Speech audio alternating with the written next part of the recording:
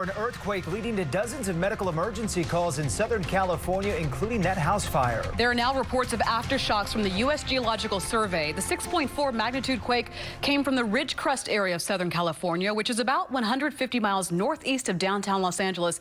The impact, though, could be felt elsewhere. Channel 2's Bill Spencer live in the newsroom now with the very latest. Bill?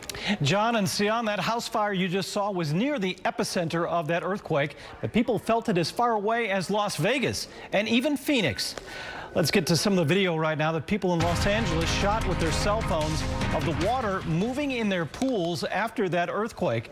For others, it was lamps and lighting fixtures that were seen swaying inside their homes. Witnesses described the shaking as very intense and lasting for at least 10 seconds. The quake hit just before 1 p.m. our time, Houston time. Now here's some more video of cans and bottles smashed and lying all over the floor at a supermarket in Ridgecrest. Reports of more possible damage are still coming in, and Disneyland tells CNN right now that the rides have been shut down so that staff can actually inspect them for damage. One seismologist says the tremors may not be over just yet. There is about a 1 in 20 chance that this location will be having an even bigger earthquake within the next few days, that we have not yet seen the biggest earthquake of the sequence. It's certain that this area is going to be shaken a lot today, and some of those aftershocks will probably exceed magnitude 5, which means they will become damaging.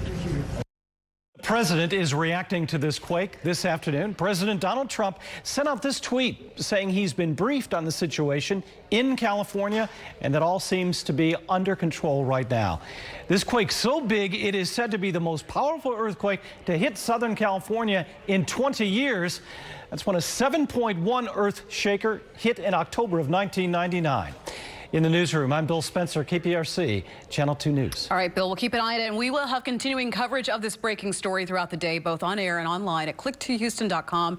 You'll also get the latest updates on NBC Nightly News airing at 5:30 here on Channel 2.